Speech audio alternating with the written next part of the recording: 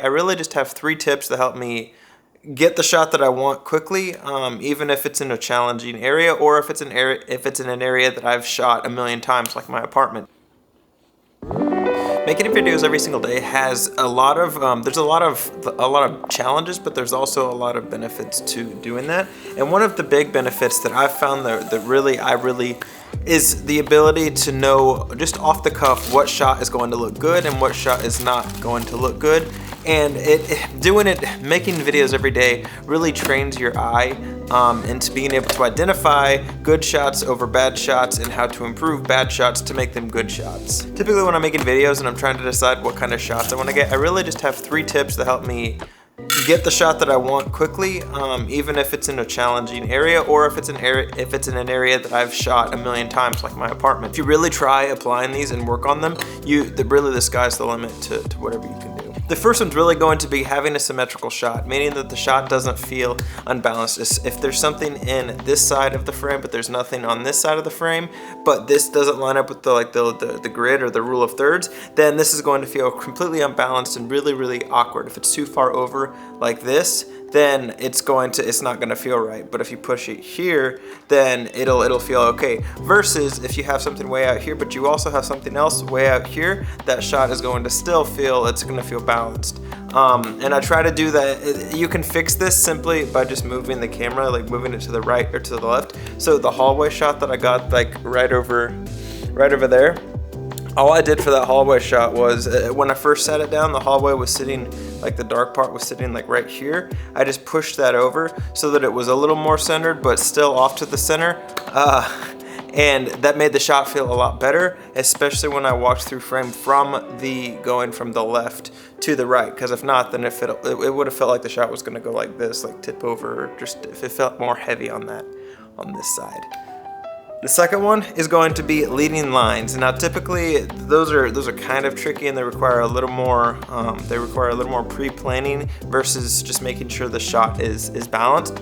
And typically what I'll do is I'll make sure that lines within a frame, like lines like this, are leading your eye to a specific thing. So for right now, if I sit down on this couch, these lines kind of lead towards the center. They go from out in the edge of the center or out of the frame to the center of the frame, and whatever is in the center of the frame is going to be what your eye naturally wants to look at, which happens to be me. You don't have to always put it in the center of the frame, but I would always make sure that leading lines are considered if you have the time. That's a big one.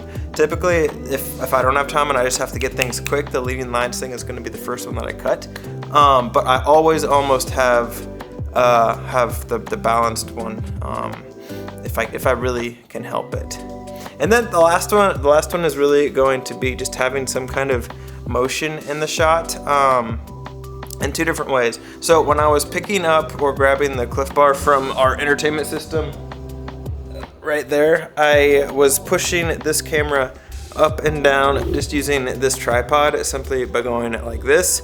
And while I was pushing it down like this, I reached in and just grabbed the Clif Bar. That way it gives your eye a couple of different things to focus on, and it lets your brain, it's not a boring shot is what I'm really trying to say. That's pretty much what I do every time I get a shot. Now I will say that these 3 things are all based on if I have the time and if I'm able to pre-plan and pick that up. But if something happens, like let's say like my cat does something stupid and I wanna film it, I don't care about any of that stuff. I'll try to fix it as I'm rolling, but if something's going on right now that I want to capture, then I'm going to just hit record as fast as I can and fix it as I'm rolling. Good content is still way up here, and getting the good shots are way down here. The content is much more important. Yeah, I just felt like I should probably say that. If I just need to do like an on-the-go thing, then I'm less inclined to make sure that the shots look even and everything else. Especially if I'm holding the camera like this, because 9 times out of 10 I'm going to be centered anyway. And if I'm walking down the street, the leading lines and everything else are all going to be moving, and unless I'm in an alleyway, which that's a whole nother thing. That if you can do that, I would do that. But if I'm just walking down the street, then everything's going to be changing anyway, and yeah. Did that make sense? Hopefully that helped. There's about a million other things that go into doing this stuff, but that's just a small introduction of what goes on in my head, at least when I'm trying to get shots quickly, because I need to like get a video out. If I had all week to make a video, I obviously would spend a lot more time on this stuff, but when you're just doing it every day, there's just some things you just have to blaze through. Savannah's coming home today, and I cleaned up most of the apartment, minus the stuff that I messed up last night. But I'm feeling good. Normally, I am spending the last day cleaning up pretty much all day long, but I did most of that yesterday, so I'm sitting good. Which is also good because I didn't really sleep that well because I had this weird like pain in my shoulder. It's completely gone now, but it prevented me from sleeping from like 4 to 7, and I just woke up at 7:30. I got 30 more minutes of sleep. Weird, but anyway, Savannah's coming home, and this place doesn't look half bad. Also, it's so gorgeous outside, just beautiful.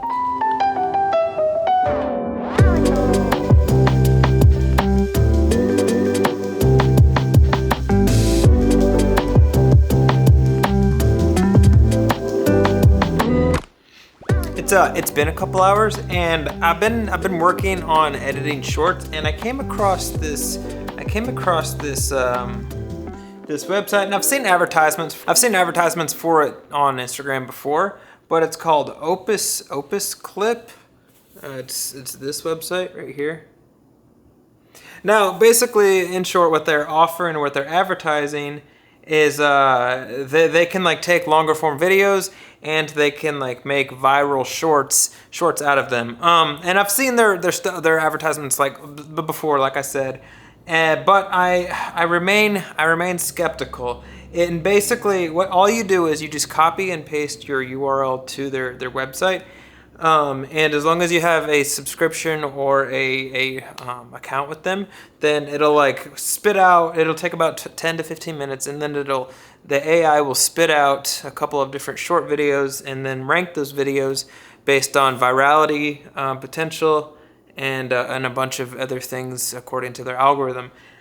And I'm getting some of them back, and I'm finding mixed. It's mixed. Let me just show you a video. We were riding back home, and we literally just pulled off to the side of the road because we saw this road sign talking about a food place, and we happened to be hungry, and it's actually pretty good, and the prices aren't terribly expensive. Like $7 for like fish tacos. Like that's not terrible. I think with the YouTube thing and just obsessing over like wanting to be full time and wanting to just for that to be the only income, I think a better way of looking at that, instead of like making that the goal, or a better goal is just, can I make a full-time like creating or shooting using whatever tool that I use to create. I think for me personally, I'm gonna take the goal or the target from being like a full-time YouTuber to just being a full-time creator, whatever that looks like, whether I'm creating for myself or for somebody else. Because for me, that's what's most important, and that's what I get the most fulfillment out of. That one was okay, but look at this one. These are so good.